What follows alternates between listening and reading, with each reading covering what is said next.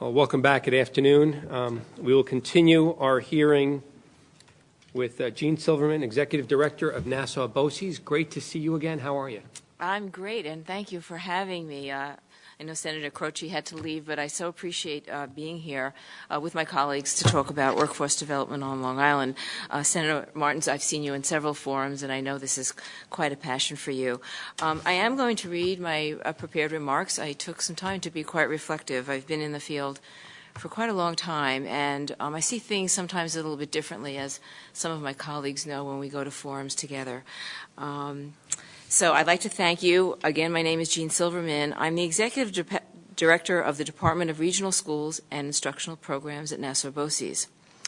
All of our schools at Nassau BOCES that directly serve students, both whether they're on a Nassau BOCES campus or a district campus or even in the community, that are not special education K-12 schools, fall under my supervision. That would include career and technical education, adult education, alternative education, our Long Island High School for the Arts, and our STEM Institute. All of our schools, we have pre-K programs, parent-child home programs. All of our schools that are not, where students are not classified as special education, are programs that I work with. And I wanted to just tell a little story as I begin, which is off remarks. But it was a long time ago. I was in Sullivan County at Sullivan County BOCES. And I started a brand new program, which is how I started my career in workforce development. I was a teacher and needed a summer job and went to work for the JTPA. Some of you may be old enough to remember the Job Training Partnership Act in Monticello, in Sullivan County, for the Summer Youth Employment Program. And the director at the time and I came up with a solution for middle school students, very high risk, how to get them into a workforce development system and keep them in school. And the reason we chose 14 and 15-year-old students was because you can drop out when you're 16. And we wanted to prevent dropout. We wanted to get them engaged with the summer youth programs and work. And the districts participated through BOCES.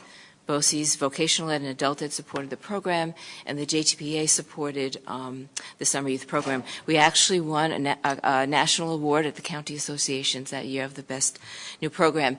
And for me, as an educator, trained to be a teacher, I entered the world of workforce development. I also entered the world of working with at-risk students. And my life's work has really been to culminate in people who have barriers in their lives to work and to a successful, dignified life, as you described before, and the systems that we have in our region that have opportunity. As you know, many of the BOCES statewide, we're all over 50 years old. We're governed by the New York State Education Department Commissioner's Regulation and the New York State Board of Regents. We are a regional asset to serve school districts and adults. It is our mission to provide cost-effective programs and services with the highest level of excellence. Our educational programs ensure student achievement pre-K through adult that culminates with a diploma or a certification, as well as successful transitions to either continued education and or work in an area or career that a student is committed. Students leave prepared and ready, as well as informed about continuing support systems and opportunities. We regularly and consistently collaborate with the Long Island higher educational institutions and workforce development organizations, many of whom are here today. To name a few, of course, the Department of Labor, Workforce Investment Boards, Regional Economic Development Groups, WDI, LIFT, ADAPT, Access VR for our adults with disabilities, the REDC, the STEM Hub. So we, like many of the people who are testifying today, are part of a larger system. We have such strengths in these groups of exceptionally talented professionals that are so committed to this work. I would like to present to you today a different view of how we might improve Long Island's workforce development system and a job or career for all of our residents by suggesting we shift our focus from the systems to the students. In education, we call this a student-centered approach. As many people know, I am quite an advocate for learners with disabilities or for whom English is not their first language, who face barriers in advancing their education or training and other barriers such as poverty and family challenges. We must also recognize that barriers to successful work and community life can be present for anyone at any time.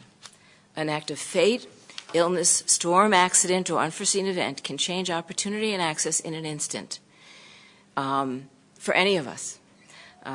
Challenges that may face us regardless of our age, our race, our degree of wealth, or the community we live in. Most of us are parents or grandparents.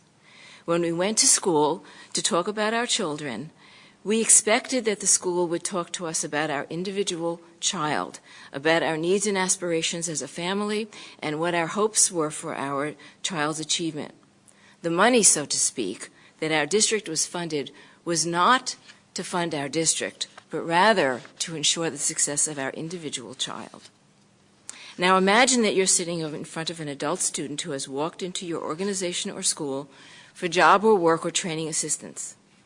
They come with hope, they come with fear, anxiety, stress, and perhaps even self-doubt.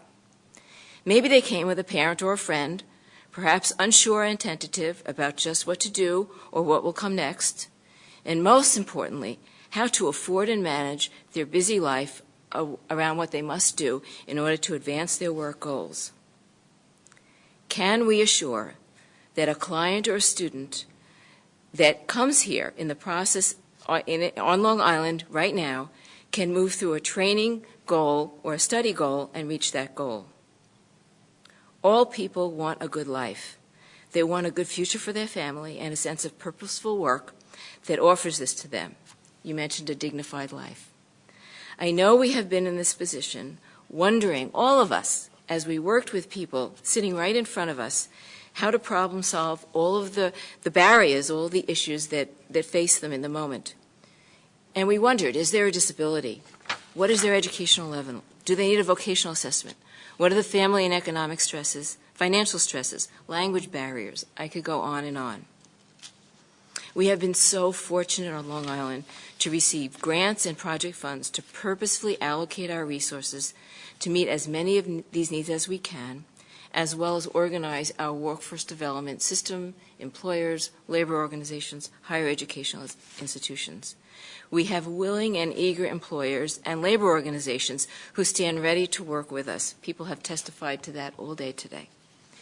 We also have regional asset of the three BOCES whose educational missions cover secondary and adult learners. What we do not have right now is a model for which resources follow the student.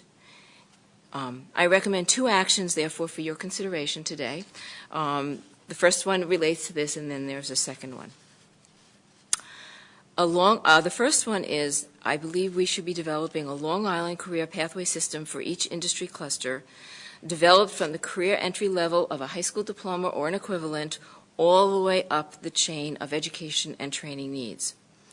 Eastern Suffolk BOCES, along with Nassau and Western, has just received some funding from the Long Island Community Fund to start beginning to build a unified Long Island comprehensive career pathways model. Many designs have been started on Long Island. I have been a part of so many of those projects. And as well-meaning and as beautiful and well done they may be, they're not organized across Long Island, and they sit in disparate websites in disparate places, not readily available for any of us. Companies looking to relocate to Long Island would really, somebody mentioned that before, love to be able to access this kind of a career pathway. Look at their job titles that they need for in their HR, in their human resources department, and see that Long Island had an opportunity of a pathway system, whether it's nanotech, biotech, manufacturing, that ensured they would have a resource of an employee at every step, at every stage. Other regions across the country have done this. They've developed comprehensive career pathway systems that include all the partners in the entire regions. These systems also follow the learner or the client through high school, through adult ed, even the most high-risk learners and clients, those who maybe have substance abuse issues, poverty issues, or even returning from incarceration.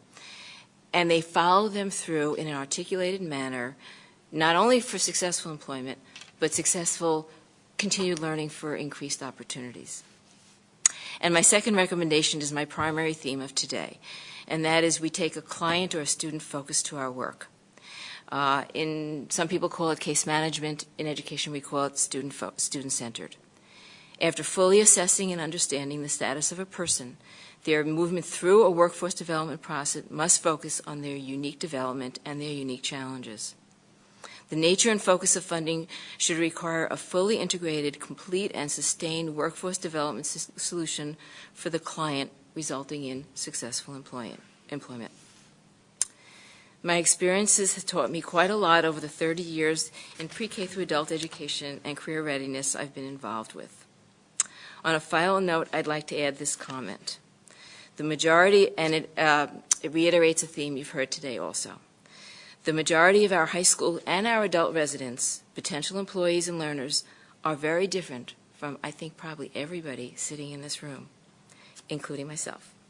They are digitally and characteristically a new generation. Many have a disability that needs to be addressed. For some, English is a second language. Even American culture is new to them. They are older or even younger. They're looking for gender equity and choice. Sometimes they participate in at-risk behaviors in their communities, or they are from a family construction that is not the 20th century nuclear family model that many of us are accustomed to. Unless or until we create a workforce development system that is focused on these new students and the prospective employees, we may not be successful in finding the workforce Long Island needs. Now my afternote. I did my homework. Rosalie was kind enough to forward us the video from your hearings yesterday in New York City. And as I watched Johanna Duncan Poitier present, who I've known for a long time, when she started in state ed, she was the director of career and tech ed about 30 years ago when I was in the business. You and she had a discourse about certificates and college degrees. And I found that very interesting because, as you know, BOCES is in the certificate business. And the colleges are in certificate business. I was a little surprised she didn't segue to that opportunity. The reason our BOCES programs are so strong is because many of the people I described, nobody in their family has ever set foot on a college campus. And even for a certificate program, going to a college campus is so foreign to them. But going to a local school where they're embraced for exactly the communities they come from and their family history and what they're aspiring for, which is pretty much a fast industry certificate so they can go to work, that's why the BOCES programs flourish like we do. We have a wonderful reputation, and people in the trades often advertise BOCES graduate preferred. You know our work. I think you know our work very well. And interestingly enough, when I was listening to Johanna Duncan Poitier speak, it reminded me, and I wanted to mention it today, that just by chance, Hofstra University tends to be a partner of ours with Nassau BOCES on several projects. And their director of continuing ed mentioned that so many students were coming to Hofstra for continuing ed that weren't ready for the continuing ed programs. Their academic challenges, reading and math, they might have had a disability, they wanted a faster certificate for work. And we find at Nassau BOCES in our adult programs that many students, they want to get the certificate and they want to be hired by the oil company or a welding opportunity or whatever that certificate is, but they want to continue their learning. So we actually have a wonderful partnership with both Hofstra and NYIT that combine our two certificate programs. We publish it to our students. So when they complete one, they seamlessly go into the other in the healthcare industry and in several other industries. This is an example of how we can take a student for whom they can't afford college, or even the pathway through college and the pathway through work is just so challenging that we can begin with them in high school or as adults at the BOCES systems, build these new partnerships and move them through. I want to mention one more partnership, given the limited skills that people have. We have a partnership with the Association of Women Construction Workers of America for construction trades, given the apprenticeship program conversation. And it's a 20-week pre-construction trades program in job readiness, basic skills, compliance and safety, technology and practices, and reading and math. Because so many of our students, who is it, did you say it, can't even pass the math that they need for an apprenticeship program. And it's open to people other than women. So I just want to finish by saying that it's a pleasure to come here. You know, as long as human beings have been in societies, they have always had a workforce development system. They wouldn't have a society if people 7th century, 12th century, 20th century weren't bringing young people into contributing to that society. The other thing that the human condition has always done is notice what was special and unique about the person, and therefore how did they fit into our societal needs for a workforce system. So I'm here to ask or to challenge us all to create a Long Island-wide industry-specific pathway system and make sure every individual can get through it. And I thank you so much for your time. Thank you very much. Let's start by asking you, do you have, you mentioned Hofstra, you mentioned NYIT, both great institutions, also both private institutions.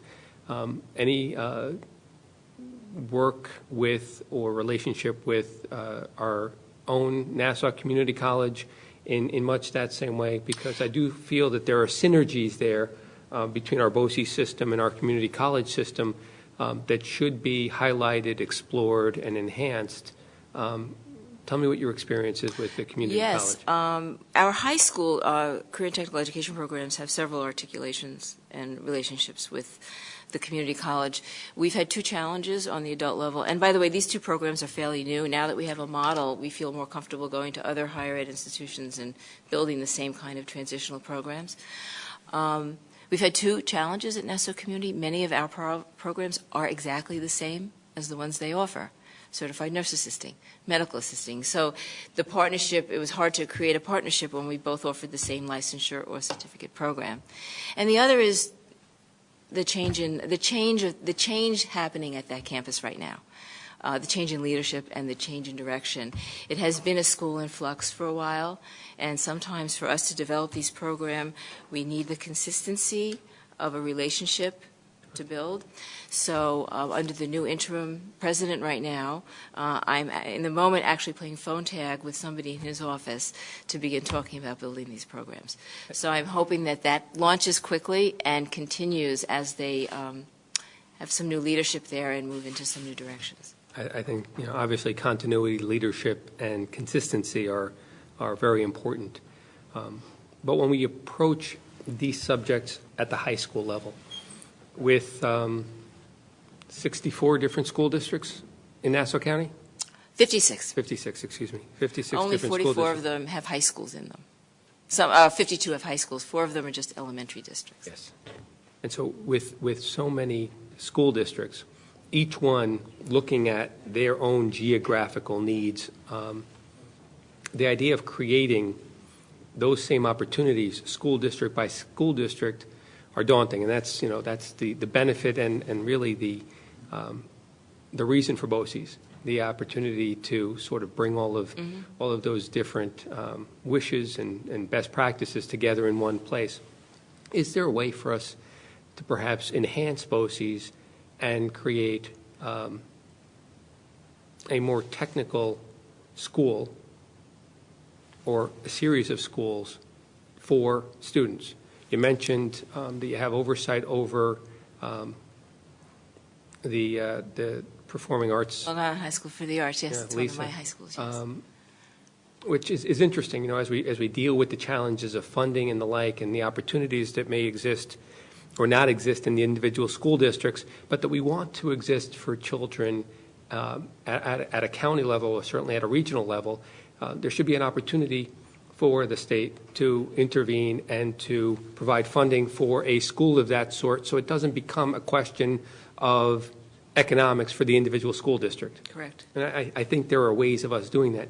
And I think there's a model there perhaps for the state to explore when it comes to some of these other programs as well, so that we're not just offering BOCES as an opportunity, but we're actually giving children a choice earlier for them to make that decision for themselves, whether they want a technical career or whether they want a traditional education. And so, is there a process whereby we should be exploring that as perhaps a new paradigm or a different model that departs somewhat from the model that we have in place now? I think the answer is obviously it's yes. What I would say is we notice in Nassau BOCES we serve our districts, they're our customers. And I've been doing this work first at Sullivan and Nassau now for a long time. Every community is so unique, as you know. And the challenges of the fiscal challenges, the changing populations in districts, many of our schools are getting smaller. They're closing elementary schools. We see a lot of interesting trends happening. What I prefer to do is respect the community's decision about their values for their own school and their values for their high school graduates. And what role can Nassau BOCES play, or the BOCES play, to match the two in a way they can afford, really, truly. So if I'm a school district, I know we mentioned East Islip before, and I want to do it in my own district, how can BOCES help me? We run Nassau BOCES last year. We ran Regional Summer School, which is a very big growing program for us, 23 locations, 17,000 students, administered 5,000 Regents exams with no errors. I mean, we have such an expert system. We run the Twilight Alternative High Schools for many of our school districts in their own high schools. So the decision about who does what, is a conversation with our school districts. Is it something they want in their building and in their school, and they're so committed to that we need to help them there? Or is it something, the term my staff knows I like to use is that they'll put a kid on a bus for? Because there's an expense to putting a kid on a bus. Well, of course. And that's the balance. So do some districts want to send their kids to Barry Tech, our tech center? Sure. Absolutely. Are there a couple that are trying to build their own programs? Absolutely. Our role is, where can we help you maximize? And also, to your point, it's an excellent point, connect you to the larger system. One of the things we just started doing is helping districts with internships by putting certified work-based learning coordinators in their high schools that can set up those internships. A BOCES employee going into their school helping them do those kinds of things. So the answer lies more in the conversation with the superintendents and the school boards, and then where the gaps fall or where the desire is, we should be filling them.